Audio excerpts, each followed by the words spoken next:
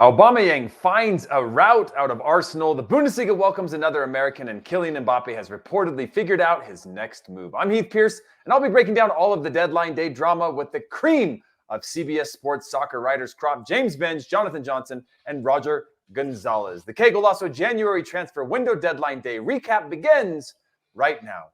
Now, everyone, thanks for tuning in. Leave us a comment, like the video, and subscribe to the channel, and hit the notification bell while you are at it. And if you're listening on Apple Podcasts, do us a favor and leave Que Golazo a rating and a review. It only takes a few seconds, and it helps us to continue to make free episodes like this. James Benge, what is going on, my man?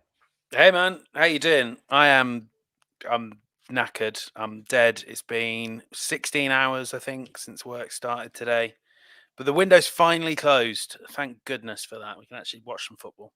Was it a window to be remembered? Was it underwhelming to you? I mean, obviously, it all comes down to the wire for you, but just want to get your overall sort of take on the window itself. I mean, I think for a January window, it's been quite dramatic. We've seen some really big signings across Europe. You know, Dusan Vlahovic, a huge one for Juventus, a huge capture there. Luis Diaz to Liverpool, which we may well come on to talk about. Lots of business at Tottenham as well, and high drama at Arsenal. I think kind of on the excitement front, this window has really delivered. I don't know if you think the same. And we've seen loads of more great opportunities for young Americans across the continent as well. So I think this has been a great window for an entertainment perspective. Yeah, and just overall in terms of the activity, do you think some of that shifted because of the seasonality of the World Cup, or just the busyness of the condensed schedule? Do you think some of that forced moves in a way that it hadn't in the past, or you just think it was just a more active window in terms of its excitement than your normal January transfer window? I definitely think the World Cup plays a part in this. We see this, this is almost like the summer transfer window before a standard World Cup, because players will be really conscious of how little time there is between the start of next season and the start of the World Cup. And how that there's no real like international breaks there. These are the opportunities that players have to get game time, to make sure they're going into international camps in the summer and in the spring with loads of reps in their system. So certainly I think that's made a big difference. I mean, if you look at, I know he didn't get his move, but if you look at something like Jesse Lingard, I mean, I was told by some people, around the clubs that were interested in him, that a big thing for Lingard was, I might need the whole year to get back in Gareth Southgate's plans. And I'm certain he wouldn't be alone in that. Yeah, that's a great shout. Let's get into some of these deadline day transfers. Obviously, you just mentioned Vlahovic going to Juventus. Was there any last minute talks? Was there any capability? Because there obviously was some big movements at Arsenal. Was there any further talks of him, or did that fade out pretty quickly over the last couple of weeks?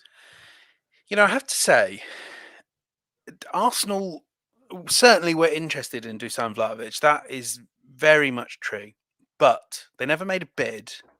They had conversations with his agent, but I think they knew quite early on. It was one of those, like, we're only going to do it if you actually want to do it type of things. Yeah, exactly. And they knew pretty early on that he wasn't really that interested. To an extent, from what I've been told, I think there's a view that the possibility that he might go to Arsenal was quite an effective way of smoking out other teams to kind of push them to do the deal now, which helped Fiorentina an awful lot in terms of making sure that they sold with 18 months left on his contract, or about 17 months, not 12. So, and this does happen in Italy, I think it's fair to say, that deals kind of, clubs get you. It happened with Manuel Locatelli as well in Arsenal. Mm-hmm. Clubs' names appear an awful lot in these talks, and yes, there's interest.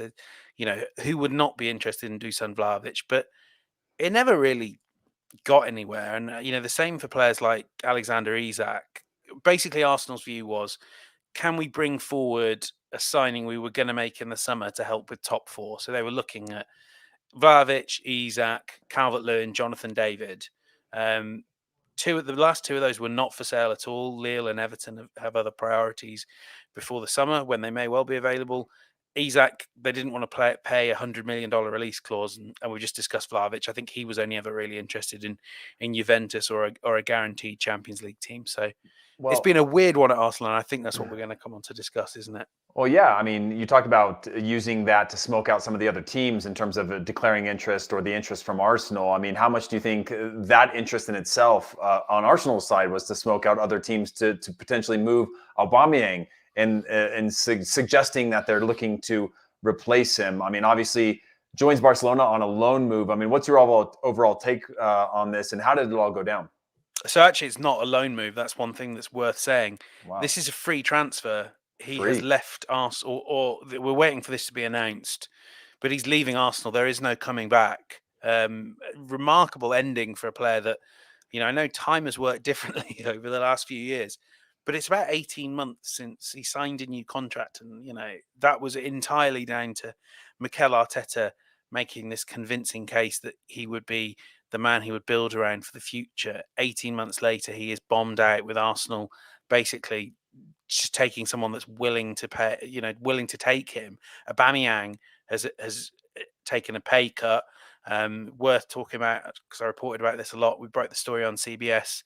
How big of a pay cut are we talking about? A sizable, significant. So from what I've heard, Arsenal will offer some wage support until the end of this season, but he'll be on a pay cut from then. He turned down an offer from Saudi Arabia that would have kept him on that same salary for 3.5 years.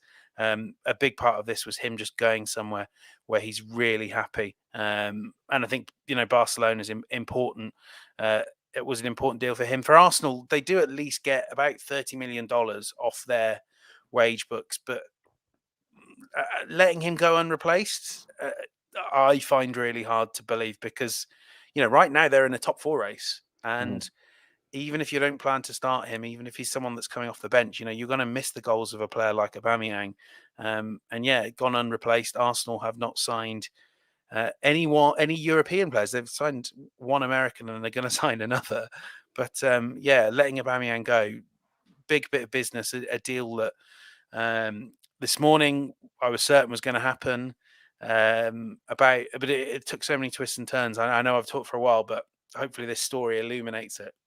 About 11 o'clock this morning, I sent a text to someone senior at Arsenal going, I see Aubameyang's landed in Barcelona. I assume everything's agreed now, and asking for some bits of info to help with the piece.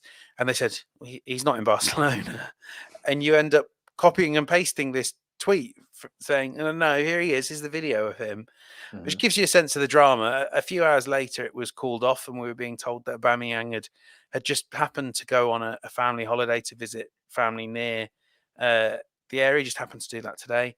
But in the end, around 7 p.m., the issue was going to be that Barcelona couldn't afford to loan him. But then around 7 p.m., they got back around the negotiation table and agreed this free transfer. So another big Arsenal player just going away for nothing, just so Arsenal can get rid of them. Yeah, and I want to get your final thoughts on the success you think he'll have at a club like that. If you think it was the situation or the setup or the quality or the lack of being happy at Arsenal, or if he's rounded that corner, because ever since he signed his new deal, he never really delivered in the way that he did before his new deal. Natalie Cross says, can someone explain to me where Barcelona is finding the money to sign these players? I mean, they got a major loan from Goldman Sachs either early this year or late last. I didn't really think that was for the paying of 32-year-old strikers and for signing Adama Traore on loan, but it seems that's what they want to do. Because remember, and I'm sure we'll come to talk about, they didn't get Ousmane Dembele off the books, but they still signed Aubameyang anyway.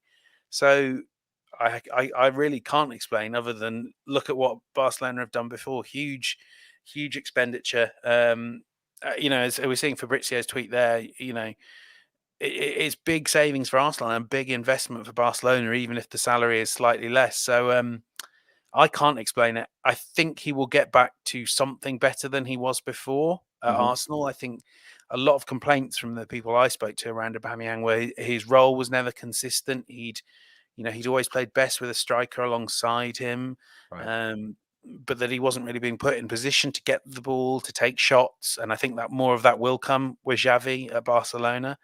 But he's still, he's not going to be the player he was a few years ago. He's lost that burst. And that was such a key part to his game. So he will be better than he was in an Arsenal shirt, but he might not be as good as Barcelona need. Yeah, and also another thing of note, obviously, Espanyol not willing to sell Raul de Tomas, but elsewhere in the Premier League, Spurs picking up Bentancur and Kulusevski. Obviously, we saw a lot of the rumors over time with Weston McKennie being part of that contingent of like 2-3 player deal, being able to move over to Spurs. They join over from Juve. Obviously, Brian Hill joins Valencia, Lo Celso to Villarreal. Bergwijn's Ajax move falls through in the final moments. Is there anything notable of that you have the inside scoop on, or something that was surprising to you on a day like today? I mean, what's been surprising and notable is the real commitment from Antonio Conte to pretty much strip creative players out of his midfield. If you look at who's gone, Giovanni Lo Celso, someone that's really a Conte decision to move on from. I think there are a lot of people at the club who were quite surprised by that. Tanguy and Ndombele, less of a surprise, and Dele Alli as well, not that much of a surprise. And one thing that's really interesting around Tottenham is there seems to be a willingness now to do deals that aren't kind of perfect for them, just to start afresh. Mm-hmm. You know, a player like Dele, they've turned down a lot of interest in him in the past because the offer isn't quite right. But there's a real understanding that if Antonio Conte is in charge, you're going to have to spend more. You're going to have to commit more, but that it may well be rewarded at the back end with silverware, with top four finishes and the things that matter to Tottenham. So it's been really noticeable that this team has been kind of heavily recrafted to give Conte the sort of players he likes. You know, he loves workers in midfield, dynamic players like Bentancur. You know, the forwards, it's much more of a sort of forward line that's built around inside forwards and Harry Kane. And you know, a lot of the creativity is going to come not from an Ndombele or a Lo Celso playing the final pass, but from that five-man attack, the wing backs, the inside forwards and Kane, and stretching the pitch that way. So it's certainly, you know, it's a squad that's very quickly starting to take on the image of Conte after just one window. And it's generally quite a good idea to build around this manager. Do you think that they're now automatically or even more so in a top four contention with the team that they're building? Or is this a build for the future? You hope that you has instant payoff, obviously going to much more of a pragmatic style of play, much more of that workhorse type of mentality in terms of the team that they're, squad that they're building, and also being willing to cut ties with players that we've seen say, you know, they have those flashes, they're exciting players, but maybe don't fit the system of the last couple of managers. Yeah, I certainly think it's not. This isn't a short-term thing or a long-term thing. Sorry, this is for Tottenham. Even though there is this sort of long-term Antonio Conte project, we all know that that's not a 10-year thing. That's a 3-year thing, and I think this is really about getting in the Champions League this season. All of the clubs, all of the, you know, the trio of Arsenal, West Ham, and Spurs. I don't think they thought they'd be in this position. And all three of them, actually, if you look at what they do, they have tried to be quite aggressive and really attack the window. And in some on occasions, that's backfired. We should say Spurs have got in Kulusevski and they have got in Bentancur, but they've missed out on a lot of players they wanted. Mm-hmm. They didn't get the right wing back that was top of Conte's list with Adama going to Barcelona. They didn't get Luis Diaz. And one of the funniest stories of the window, they didn't get Ollie Tanner, who plays in the Isthmian Premier League. That deal collapsed. So it's not been a perfect window, but I think with them, they felt a real pressure to give the manager what they want. And, you know, there's a belief that give this guy something and he will make something special out of it. And he's proved that time and time again. But yeah, you see Arsenal swinging big at a striker, West Ham putting in a bid for Darwin Nunez. They all thought top four might be there for the taking if we can strengthen the squad. Yeah. Spurs are the only ones, or certainly the ones that might be where they were and maybe a little bit better off. Yeah. So I think they'll feel like top four's kind of there for the taking now. Yeah, that makes a lot of sense. I mean, the only team really willing to take that big chance, whether it works out or not, is to be seen. Al C says players that were supposed to be creative anyway when referencing Spurs, Gio and Ndombele have been massive disappointments. Yeah, I mean, that is absolutely fair, isn't it? Especially Ndombele, fantastic player to watch on his day. But, you know, I think sometimes we use words like creativity, and I'm sure you feel this as a centre-back watching these guys in front of you. That can't be a sort of excuse for not putting in effort, for not running hard, for not winning the ball back. And I think it's, with both of these players, it was too inconsistent for all the sacrifices you had to make without the ball. Yeah. That's maybe true with more of Ndombele without the ball, but neither of them were putting up, you know, 10 assists and 3 chances created, 10 assists a season, 3 chances created a game. They weren't good enough to justify everything else and the huge fees that have been spent on them. That's well said. Well, it looks like we're going to welcome in our next guest to join the conversation, Jonathan Johnson, joining us. Jonathan Johnson, thank you for joining us, man. How are you? Hey there, guys. Doing very well, thanks. My fingers slightly warmer than they were about half an hour ago when I was sat through an absolutely awful goalless draw between PSG and Nice in the Coupe de France, which ended up with PSG crashing out on penalties, but now back in the warmth of my own home, thankfully. Oh, I thought you were going to say just from firing off tweets for the last 16 hours around the around the transfer literally window. Been sustaining me through the entire 90 minutes. And funnily enough, my first ever competitive penalty shootout as a journalist. So at least there's some silver lining. I like that. Well, let's move on. Now that we've got you, let's talk a little bit about what fell through with the Lingard deal. Obviously, James Benji mentioned that a little bit. Was linked to Newcastle, linked to West Ham, but what ended up happening in the end? It was two different arguments here for why they didn't let him go. West Ham, very simple. And West Ham never really had a chance because Man United view them as top 4 rivals, and they know that Lingard will strengthen that team. 9 goals in 16 games when he was on loan there at the second half of the season. Newcastle United, there was a kind of sense today for a moment that the stars might align, but in the end, Manchester United were asking for initially a bonus of £12 million if Newcastle avoided relegation, on top of Lingard's wages being covered in full, on top of a £2 million loan fee. It was going to cost them something like £1 million a week to have Jesse Lingard, which I'm sure John can tell you, that's more than a lot of PSG players earn, possibly more than any PSG player earns. Lingard's a pretty good player, but I don't know if I'd have him over Neymar. You know, that Newcastle kind of inched towards that, but it was never quite going to happen. It wasn't quite, worth it from their perspective. I mean, we will see. I think if you look at the value of staying up, should Newcastle go down, I'm sure they will be thinking, God, maybe we should just have spent that 12 million on Lingard. But it looks like with the other business they've done, I think they can be relatively confident of staying up. I mean, obviously, we talk about the Dan Burn signing. Jonathan Johnson, what's your thoughts on that? And JJ, want your take as well on this?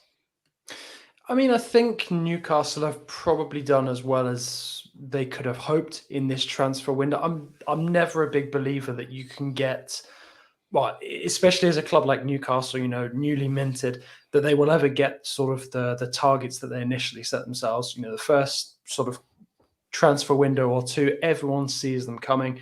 So it's very difficult to do reasonable business. And I think sort of in terms of the situation that they're in facing a battle to stay up and maintain their Premier League status, I think that they've done reasonably well, and guys like Dan Burn coming in, Matty Target, reflect that. I think they have done some good business. Bruno Guimaraes, if they stay up, I think is a fantastic signing for them. Matty Target was a very consistent performer for Villa. Perhaps not the sort of attack-minded fullback that many people crave, but I don't think by any stretch of the imagination he was a weak link in that Villa backline. So I think that Newcastle can, feel happy with some of these additions that they've made late on. But as James was saying, somebody like Lingard, when you've seen what he could do, especially during that productive loan spell with West Ham last season, he really could be the difference maker for Newcastle. I do still think that they have enough, especially given this late flurry of business, to stay up.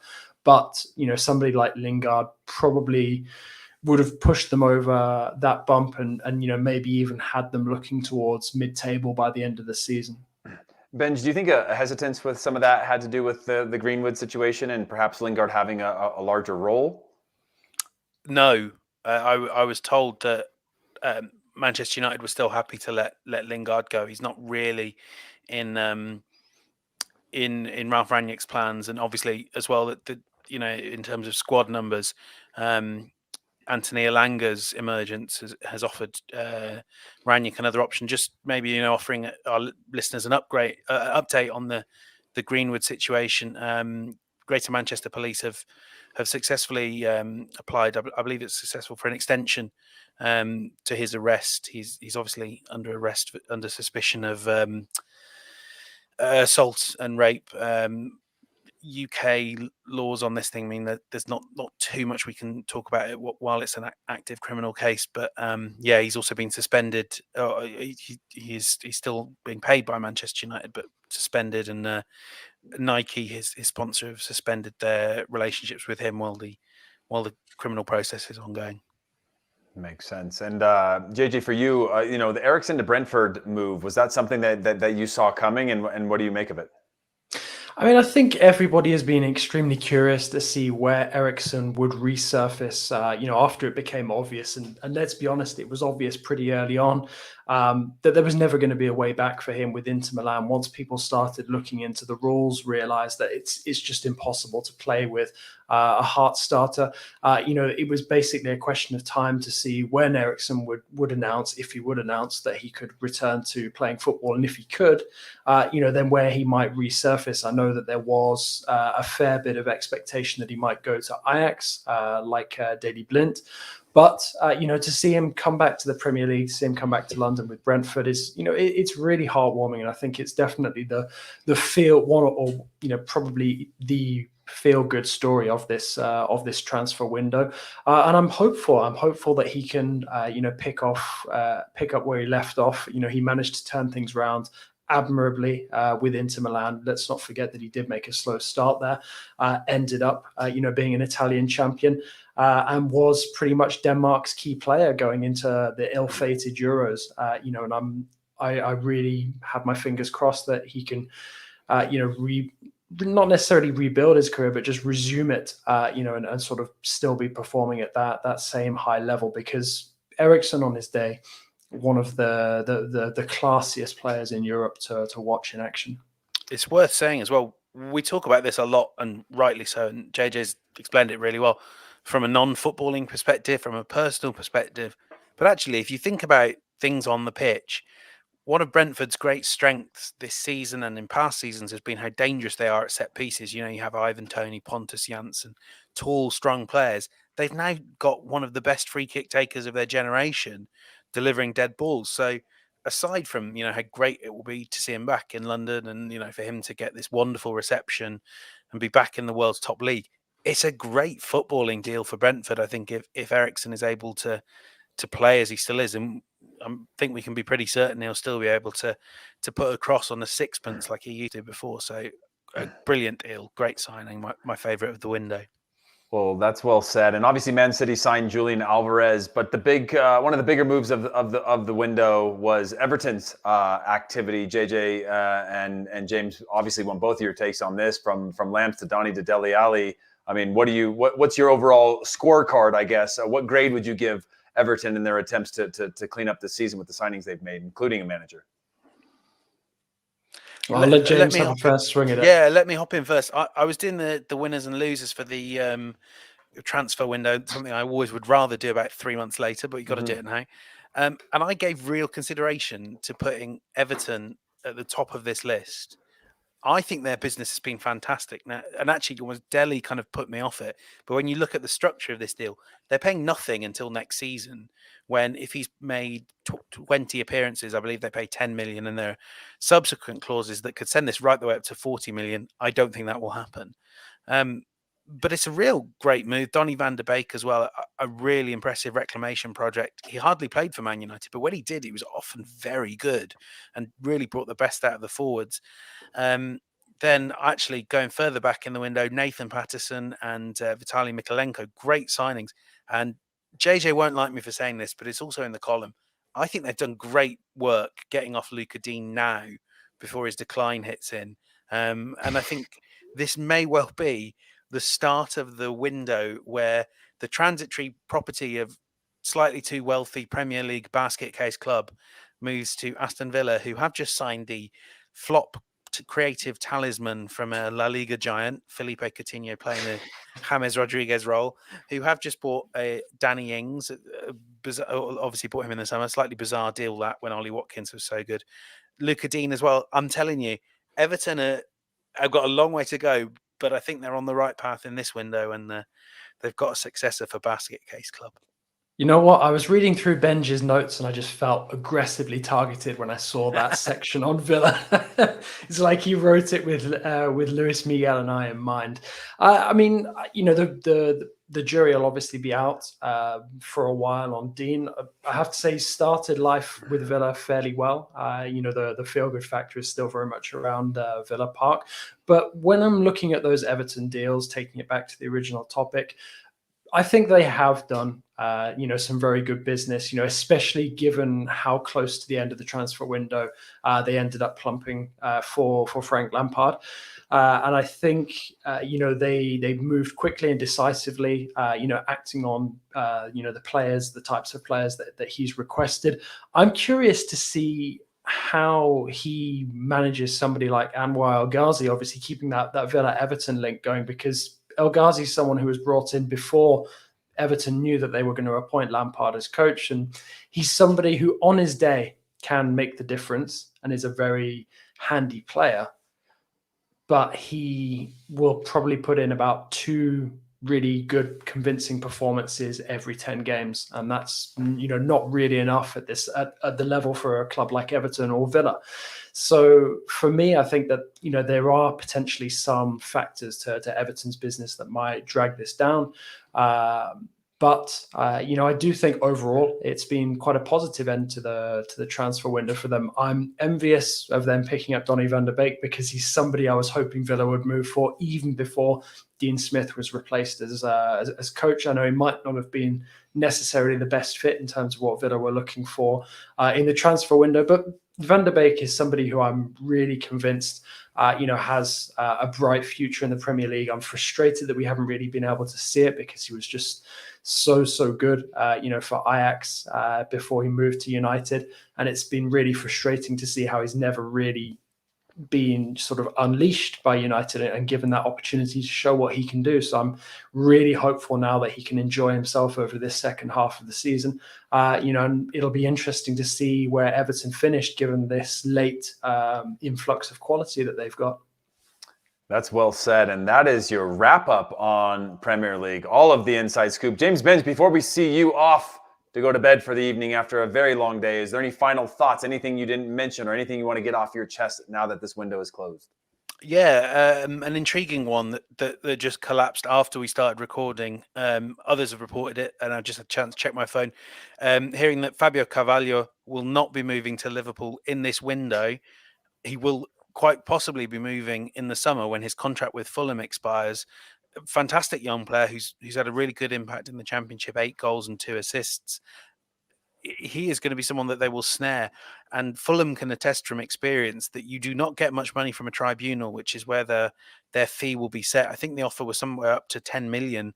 If they manage to get the deal done this month, they might get a few million, if that, when he moves on a free transfer. So Fabio Carvalho, name to watch out, and I think Liverpool, if they can get this deal done in the coming months, they'll feel like they've really got a bargain now.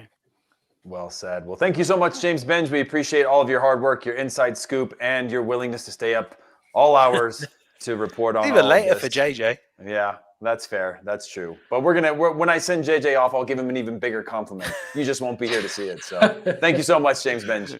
Cheers. Thank you. All right, JJ. Let's move on to a little bit of Ligue 1.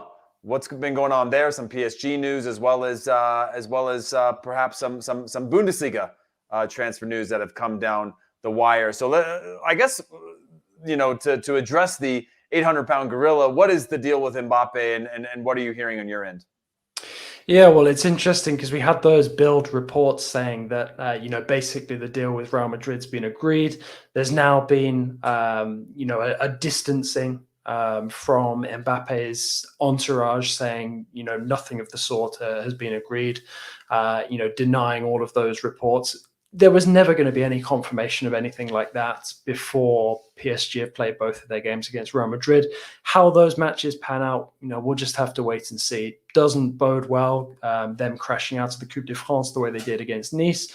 You know, and really, you look at PSG's performance in this transfer window as well. I mean, okay, they managed to get a couple of guys off of the wage bill. You've got Rafinha, Sergio Rico out, but I mean, it's really lackluster considering that PSG were looking to bring in someone like Ndombele, who would have given them, a major injection of quality in midfield, despite, how flaky many people view him as a player after his time with Spurs. And I think it just rubs salt in the wounds, really, that Lyon have not only gone and brought Ndombele back to Ligue 1, at least until the end of the season on loan. I'm not convinced they'll be activating that option to buy, given it's so high, but we'll see how it plays out. But the bit of business that I'm most envious about from a PSG point of view is Lyon getting Romain Fèvre, a guy I rate really, really highly, coming in from Brest, who I think have also incidentally done good business in replacing him with Belaili, the Algerian international, on a free transfer. That's very, good value, I think. But Lyon signing Fèvre, again, somebody who has been looked at by a number of big European clubs. AC Milan were very, very keen on him. PSG were taking a look as well. So for Lyon to have suddenly gone from selling Bruno Guimaraes to Newcastle, and people saying, what's going on here? What direction are Lyon moving in? They've suddenly managed to pull it out of the bag, and they look even better than PSG. So a lot of negativity around Parc des Princes right now, and it's not just that situation with Mbappe that you mentioned earlier. It's a lot of reasons. There's no return to fitness, looking likely in the next week or so for Neymar. Same goes for Sergio Ramos, and we've got this Real Madrid Champions League clash looming on the horizon. Less than a fortnight away now. The pressure really is turning up on Mauricio Pochettino, and this poor performance in the transfer window won't have helped. Yeah, and when you look at the Ousmane Dembele staying put at Barcelona, was there anything sizable or legitimate with a move out for him, or was that always going to be the case, at least from what you're hearing? Well, I know that our friends at Chiringuito, had their moment in the sun with the video footage of Dembele's agent and Leonardo calling him. There is interest from PSG in signing Dembele. There always will be when you have a senior France international like that who's available on a free transfer. Did they look into bringing him in this month? Yes. But the thing with PSG and bringing in anybody like Dembele, like an Ndombele, it was always going to depend on them getting some big earners out of the door. And the problem is those big earners are so, they're so dug in at PSG that it was always going to be very difficult to just force them out, because there's so few clubs that can offer them the same standard of football that PSG can offer them, being in the Champions League, but also, the sizable pay packets that they command as well. So PSG were always fighting an uphill battle for that. Will they come back in for Dembele, ahead of the summer? I imagine that they probably will. We'll see what happens in the Champions League and what Pochettino's future is. I don't think he'll be coach for PSG next season. The expectation in Paris is that it'll be Zinedine Zidane coming in.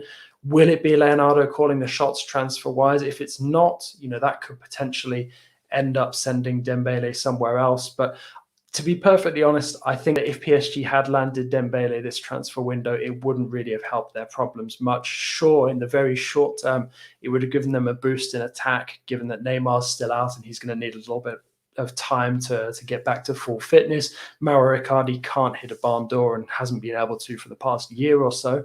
I think that really the position we've known for a long time that PSG needed to strengthen in was midfield, and losing out on Ndombele, even if he wasn't perhaps the ideal fit for PSG in that midfield, is still a big blow, especially when you now look at him going elsewhere in Ligue 1. Yeah, that's well said. And obviously the Sven Botman news came out about him staying put for now, discussing the way Newcastle has a project in a similar vein to PSG, what Manchester City have built, saying that, it's all about the money, but they said, look at the things that they've built there. Is there, whether you want to touch on that or any other transfers from the window that you haven't had a chance to talk on, you now have the floor.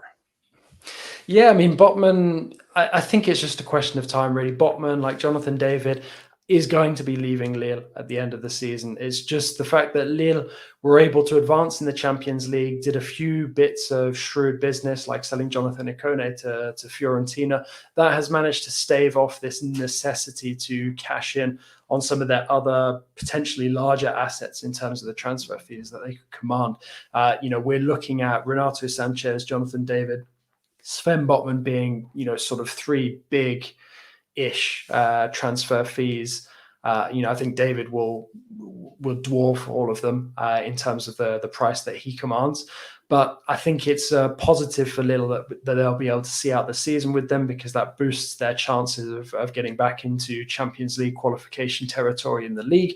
And it also gives them a chance to, try to spring an upset in the Champions League against Chelsea. I don't see that happening, but the fact that they're even there, that's already brings in a significant financial windfall, which could be bettered, if PSG also crash out at the same stage against Real Madrid. So we'll see how that one plays out. But Lille, I think it's just a question of time. We're waiting until the summer. And if Newcastle stay up, I'm sure they'll come back in for Botman, and maybe he will, look at that opportunity again and want to be one of the first real star names that signs up for the project once they're, guaranteed to start with a clean slate at the beginning of next season in the Premier League. And if they don't, if Newcastle go down or whatever, or they lose interest in Botman, there won't be any shortage of potential suitors for him. I think most big clubs across Europe know how good he is, and they will be looking at him and hoping to do business with Lille this coming summer. I think the two main curiosities I have in terms of the Ligue 1 transfer window is how Saint-Etienne and Bordeaux's moves play out, because there's been some very interesting transfers done by both of them late on in this transfer window, both battling to survive in Ligue 1. Bordeaux have moved to bring in Yosuha Gilavogi. They've also been trying to bring in Anel Ahmedhodzic from Malmo, a very highly rated defender. They probably not in as bleak a position as Saint-Etienne at this moment in time, but when you look at some of the stuff that's been going on behind the scenes, Laurent Koscielny basically being, released from his contract, yet kept on in some bizarre ambassadorial role, which enables Bordeaux to avoid paying a severance fee, is quite a bizarre one. And Bordeaux desperate for points and trying to turn around a really bad run of form. Saint-Etienne in the same boat. They've made a raft of signing some very interesting names coming back to Ligue 1. Enzo Crivelli coming back from Turkey just today. A number of defenders. Yoris Gnagnon, who was at Sevilla and then was released due to fitness issues. You've also got Eliakim Mongala. Obviously, Manchester City fans and Valencia fans will remember him. So, there's plenty of pedigree, even for the guys at the bottom of Ligue 1. It's just a question of seeing how they play out. I've already mentioned, seeing how Brest replace Fevre with Belaïli.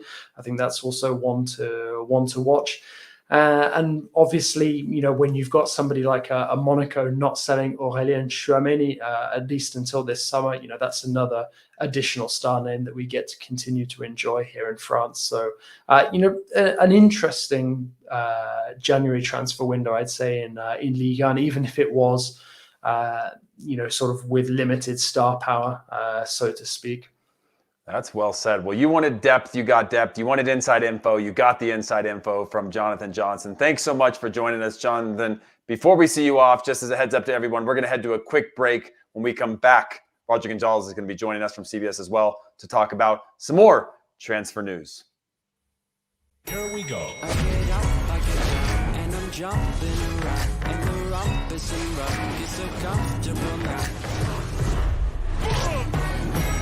Let's fly. Touchdown! Unbelievable! Incredible! I think we both know there's more to it than that. This is going to be a good thing for everybody. Hello, Master Chief. Here we go, yeah. Here we go. Well, there you have it. Roger Gonzalez, thanks for joining us. Before we get into the conversation, just a quick little CTA for everyone. For all of the latest transfer news, make sure to follow Que Golazo podcast and subscribe to Que Golazo YouTube channel. Tomorrow, Fabrizio Romano will be on with LME for a retrospective look at transfer deadline day and the January transfer window as a whole. You don't want to miss it. Roger, how are you, man? Doing great. How are you? I'm doing all right. Thanks for joining me. So obviously, we've got a lot coming out of North America in terms of transfers. We obviously had the George Bello news. Want to get into that. Brendan Aaronson staying put with Salzburg. Matt Turner, obviously, his move to Arsenal, well public for a few days now. But I want to start with you with the Austin Trusty move. Obviously not going until the end of the season, but what's your take on this and what are you hearing about that move? That came out of left field, I think, for all of us. I think when you look at the Arsenal ownership, obviously, same owner as Colorado Rapids. That obviously there's that connection that seems to add some sort of, it makes make a little bit of sense to us, I guess in the end. But I mean, he's obviously a young defender that has some potential. Didn't think something like this would happen. Didn't seem to really be on the radar, for a potential move. So, I mean, I was caught off guard just as anybody else. And I go back to thinking, I think there was a video recently of Mikel Arteta, who was in Colorado visiting with Arsenal owner. I think it was at like an Avalanche game or something. And I thought about that. I was like, I wonder if there's anyone in MLS that he would consider. And obviously we saw the Matt Turner thing, which, is still a bit surprising, but makes more sense than I think this move does. But I think it's just a long-term, project for them to see if they can help groom a defender that certainly has a lot of quality, but wasn't really on the radar for a move. Yeah, do you think some of this, I guess, temporary clout on his move to Arsenal or being linked ups his status with regard to an opportunity in the national team? Obviously, he's gotten looks, hasn't really been selected by Greg Berhalter in the past. Do you think this changes that, or do you think this is, again, one of those let's wait and see how it plays out type of situations? Yeah, I certainly think it's the latter. Waiting to see how this pans out. I mean, we've all talked about the issues Arsenal have defensively. They seem to have a bit more quality there, but I still wonder, excuse me, whether it's next season or 2 seasons down the road, what minutes for him would look like. So it's a move that I certainly have a lot of questions about. I'm curious to see how that's going to look. Obviously, he's still going to be with the Rapids for this season, or at least a portion of it. So we'll have to see how this plays out. But I completely caught off guard. I was talking to some people just about, hey, what other Americans do we think could move? And I mean, he wasn't on the list for anybody. So really surprising. Yeah, and obviously, George Bello is one that we've seen kind of in and out of the national team in terms of his performances, in terms of how ready he is to be on that international stage. We saw these rumors about him joining Cercle Bruges. Apparently turns that down in the last minute to join Arminia Bielefeld. Are you sort of what do you know about this move? Yeah, so the move to Bruges was never going to happen. That wasn't what he wanted. It was what Atlanta wanted, and there was certainly a bit of back and forth there, of almost like a little tug of war as to what could potentially happen. So with Cercle Bruges, they had an offer that was, but more if he reached certain incentives. But this is a player who knows what his quality is, and he wanted to specifically go to the Bundesliga. He knows that the minutes that young Americans have been able to get there consistently, obviously having a lot of national team players that have played there or who have just recently gone there, looking at someone like Ricardo Pepi. And so it was kind of a back and forth where Bello had the upper hand big time. His contract set to expire. He could have just waited it out and signed with the club, and Atlanta wouldn't have gotten really anything for him. So he had the ball in his court, got the move that he wanted, and it's certainly an intriguing one. There was some interest from clubs in Spain as well. But as I said before, the Bundesliga has been so good to our American players, and them getting minutes minutes when they're young, being able to develop. And I think he's somebody who is going to benefit big time from this move.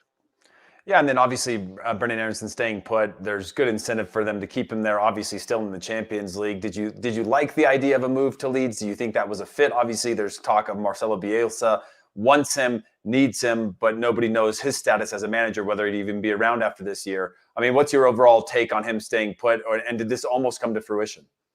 Yeah, he's one of the top national team players. I think that most excites me for his future and his potential. So crafty on the ball and can do really so much in attack and change a game in a second. I think for him, Salzburg is a club that obviously has done wonders for the development of a lot of players. I mean, look back at Erling Haaland when he was there.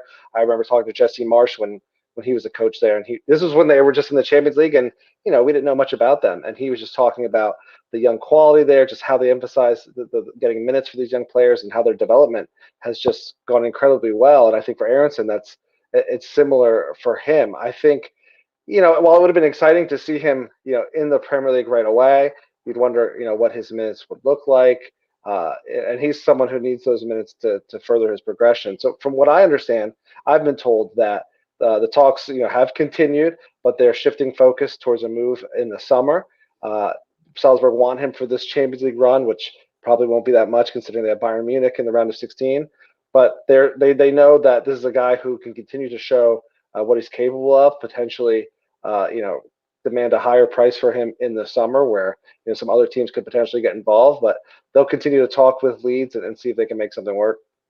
Well, Joel Jimenez said, I'm glad to hear Bello is headed to the Bundesliga. Hopefully he can help Armenia stay up. Obviously, that's one of the struggles that we see with some of these clubs is you get into these instant relegation battles, which I think helps shape and mold the players, but not always great, especially on the defensive side. Obviously, Ricardo Pepi can be the hero on the other end.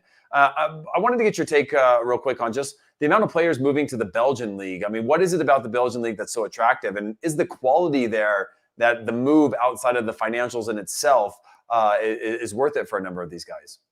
Yeah, I mean, I think it's viewed as a league also where guys can go and get some minutes. I don't think that, it's obviously as appealing of an option as some of these bigger leagues. I look at Mark McKenzie and, how he hasn't had the smoothest time, there. I think for a lot of these guys, obviously we're going to see Brian Reynolds playing in Belgium as well. And so I think all these places, you obviously have an opportunity to get some really good experience. But I've always been a firm believer that the way you get better is by playing against better players. And in these big leagues, they're going to get it day in and day out. You look at George Bello, and you talk about a guy like Joe Scally, who's getting to face Robert Lewandowski and all these other players so consistently. And you see how it's really helped with their progression. They become tougher instantly. They learn more about the game. The speed is obviously a big change for them, and they're able to adapt quickly. So, the Belgian league, I think it's not the most popular league. I think it's a decent option, but it's hard to find a spot that's better for these young Americans than Germany right now. Yeah, that's well said. And then obviously, before we wrap things up, wanted to get your take on some of the incoming transfers of Douglas Costa potentially signing with the LA Galaxy, and perhaps any other rumors or transfers that I'm not aware of. Would love to hear your thoughts and takes before we finish up this episode. Yeah, so the Douglas Costa thing, that's been in the works for a while. I think it was like a $3 million offer salary wise, and there was some kind of back and forth there if it would work out or not. Obviously, the Galaxy needs some help there. I mean, for a club that's as big as them in the history that they've had, trying to get back to their winning ways with so many moves that just haven't worked out. And Douglas Costa is a guy who's just kind of fallen off, the face of the earth. We saw him obviously in Italy. He goes to Gremio. Not long after, they were Copa Libertadores champions. They've gotten relegated since then. So it's been just really crazy. And this is a player who, I mean, I think we both know with his quality, he could come to MLS and potentially be an MVP candidate. He's got that much skill. He's got so much speed. I love this move for the Galaxy. I'm curious to see how it works out and how he can maybe develop a bond in the attacking third with Chicharito. And when it comes to the other moves, the more I'm hearing about is just, potentially, more players going to Europe. And the big one I always get, asked about is Miles Robinson. Atlanta has said that there aren't offers. I'm told there have been offers and they don't want to sell him. I think they're approaching this Miles Robinson thing similar to how FC Dallas were with Pepe, wanting to hold on to him, wanting to see him play really well at the World Cup and then see his price just skyrocket. So he's someone who I think is going to move this year at some point. We know the quality that he has and just how strong he is in the air, especially in attack too. He's been so good. So I think he's going to be that next big guy to move at some point, and we'll have to come down to Atlanta being willing to negotiate. Yeah, and I guess on that note, Jesus Ferreira signing a new DP deal. What was that with the risk of losing him to another club? Was there interest in there, and that was part of the negotiation, or was this all just part of a larger plan, like you said, to perhaps sell him on when his stock gets a little bit higher? Yeah, I mean, certainly wanting to hold on to him as having a proven replacement in attack for what they lost in Ricardo Pepi, but also knowing that with the national team he's getting his chance. And could potentially see his price go pretty high if he can play consistently. So he's someone who's gotten interest from abroad, someone who I think we all think will be there at some point. But FC Dallas certainly needed someone like him to stick around, and, in case they have that quality, adding Paul Arriola to make a run this season. But he's someone that before long, like so many of these young Americans, we can expect to see them in Europe. Amazing. Well, thank you so much for the insight, Roger. Is there any final thoughts that you have? Anything you want to share? Anything you want to get off your chest before we sign off on this episode? It's just such an exciting time, the whole transfer window. So many moves that I'm, really intrigued to see how they plan out. I think Luis Diaz to Liverpool is the best move. They don't really need him, right, with all the quality that they have, but he's an absolutely incredible player that I think can help them, not come back in the league, but in the Champions League. I mean, he's just such a fantastic talent. And I think Julian Alvarez to Manchester City, though he'll stay at River Plate. I'm a diehard Boca Juniors supporter. I'm glad he'll be gone at some point, but this kid is for real. He has the potential to be one of the very best strikers in the world. And I think, City might look at him in the way they looked at Gabriel Jesus, thinking he could come there and be a superstar consistently. Obviously, that hasn't really worked out, but I think with Julian Alvarez, they have the next big thing there.